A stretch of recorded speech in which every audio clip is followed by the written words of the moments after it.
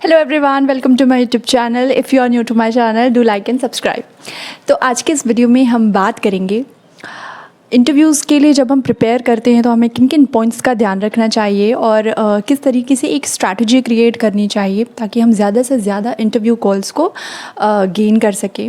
Because जब भी हमारी जॉब सर्च की जर्नी स्टार्ट होती है तो उसमें सबसे बड़ा चैलेंजेस यही होता है कि हम ज़्यादा से ज़्यादा इंटरव्यू कॉल्स कैसे गेन कर पाएंगे।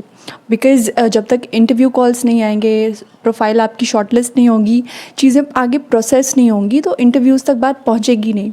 तो ये सबसे इम्पॉर्टेंट एंड इनिशियल स्टेप है जो कि अगर अच्छे तरीके से ना किया जाए तो उसका बहुत ही नेगेटिव इम्पैक्ट भी पड़ सकता है। तो आज के इस वीडियो में हम इसी से रिलेटेड कुछ टॉपिक्स के बारे में डिस्कस करेंगे। So let's start.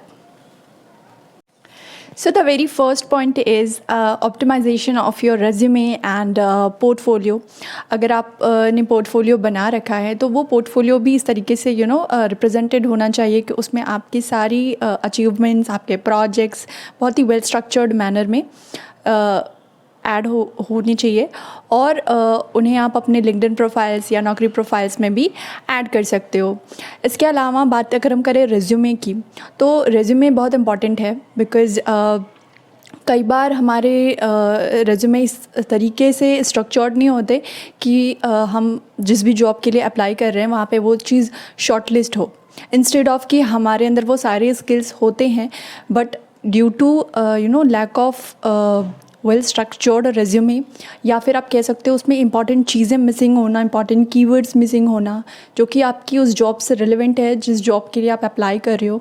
तो इन चीज़ों की वजह से भी कई बार रेज्यूमे शॉर्टलिस्ट नहीं होता है। तो कई बार इन रीजंस की वजह से हम एक अच्छी अपॉर्चुनिटी खो देते हैं जिससे हमें बचना है। इसके लिए ये बहुत इम्पॉर्टेंट है कि हमारा जो रेज्यूमे हो वो बहुत ही ज़्यादा लेंदी ना हो, शॉर्ट हो, वेल ऑर्गेनाइज्ड हो, सारे इम्पॉर्टेंट कीवर्ड्स एंड प्रोजेक्ट्स बहुत अच्छे तरीके से रिप्रेजेंटेड हो, in short and well detailed जिसे हम कहते हैं, जिसको पढ़ने से जो भी इंटरव्यूअर है उसे समझ में आए कि एक्चुअली आपने क्या वर्क किया है। तो ये चीज़ें बहुत इम्पॉर्टेंट है।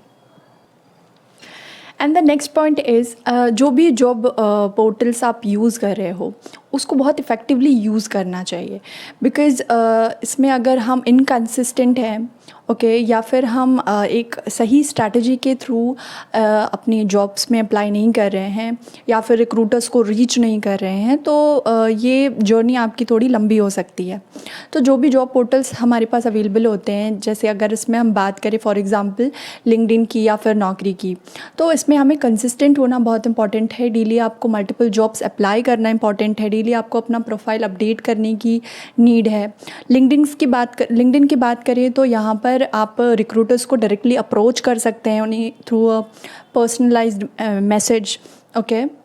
बिकॉज़ कई बार जॉब एप्लीकेशंस में हमें ईमेल आईडी मेंशन्ड होती है और नॉर्मली क्या होता है लिंक्डइन पर हम दो मेथड्स के थ्रू अप्लाई करते हैं। एक तो हमारे पास इजी अप्लाई का ऑप्शन होता है जिस पे आप बहुत ज़्यादा डिपेंडेंट नहीं हो सकते। सेकंड है कि आप जो भी कंपनी है उसकी करियर साइट पर जाकर अप्लाई करते हो। थर्ड, आप जो भी रिक्रूटर है उसकी ईमेल आईडी पर आप उन्हें डायरेक्ट अप्रोच कर सकते हो। ऑल्सो आपको जॉब अलर्ट्स के लिए भी जो भी नोटिफिकेशंस वहाँ पर होते हैं उसे ऑन रखने हैं ताकि जब भी कोई न्यू जॉब पोस्टिंग हो तो आप उस चीज़ के लिए नोटिफाइड हो और आप उसके लिए एक अर्ली एप्लीकेंट बन पाओ। नेक्स्ट पॉइंट इज़ कि जब भी आप फॉर एग्ज़ाम्पल आप लिंक्डइन पे हो, you are in the job search journey, तो जो भी आपका डोमेन है पर्टिकुलरली जिसके लिए आप जॉब सर्च कर रहे हो उससे रिलेटेड जो भी स्ट्रॉन्ग पर्सन्स हैं जो आपको लगता है दे कैन हेल्प। बेसिकली हम यहाँ पे बात कर रहे हैं नेटवर्किंग की, विच इज़ वेरी इंपॉर्टेंट। आप किसी भी जॉब डोमेन में हो, आपका नेटवर्क इस तरीके का होना चाहिए कि आप उस नेटवर्क में भी आपको अपनी जॉब सर्च में हेल्प मिल पाए। कई बार आप रेफरल के लिए you can ask the persons in your network, तो कभी कभी वहाँ से भी हेल्प मिल जाती है, आपको रेफरल मिल जाता है। जो भी कंपनीज़ में आप अप्लाई कर रहे हो वहाँ पे ऑलरेडी पर्सन्स जो काम कर रही हैं आप उन्हें अप्रोच कर सकते हो, आप उनसे रेफरल के लिए मैसेजेस ड्रॉप कर सकते हो। ऑब्वियसली एक बार में इंस्टेंट रिप्लाई एक्सपेक्ट नहीं कर सकते आप, बट जब तक चीज़ें रिप्लाई नहीं आती तब तक आपको ट्राई करना होगा। This is the best thing you can do. So वो आपको करना है। ये सारी चीज़ें भी आपकी जर्नी में, जॉब सर्च की जर्नी में आपको काफ़ी हेल्प करती हैं। And the next point is कि जिस भी रोल के लिए आप अप्लाई कर रहे हो उसके लिए जो भी रिक्वायर्ड स्किल्स हैं, टेक्निकल स्किल्स हैं, उस पे आप बहुत अच्छा आपको परफॉर्म करना पड़ेगा।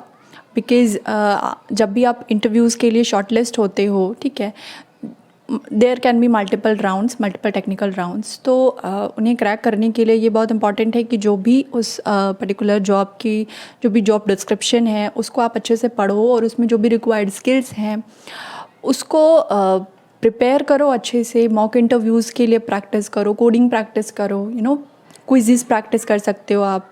सो ये सारी चीज़ें आपको हेल्प करेंगी। इसके अलावा टेक्निकल क्वेश्चंस के अलावा जो बिहेवियरल क्वेश्चंस होते हैं, जो एचआर क्वेश्चंस होते हैं, कभी कभी हम इसमें भी फेल हो जाते हैं। तो ऐसा नहीं होने देना है, इसके लिए बहुत ज़रूरी है प्रैक्टिस। जो भी रिसोर्सेज अवेलेबल हों आपके पास, उससे आप इन क्वेश्चंस को अच्छे से प्रैक्टिस कर लो। बिकॉज़ जब हम प्रैक्टिस काफ़ी हद तक करते हैं तो हमें इंटरव्यूज़ में थोड़ी ईज़ हो जाती है। सो यस, ये कुछ पॉइंट्स थे जो मैंने अपने एक्सपीरियंस से आपको शेयर किए हैं, एंड आई होप कि ये सारे पॉइंट्स आपको हेल्प करेंगे। ऑल इन ऑल ये बहुत इम्पॉर्टेंट है कि आप अपने आप को अपडेट करते रहें।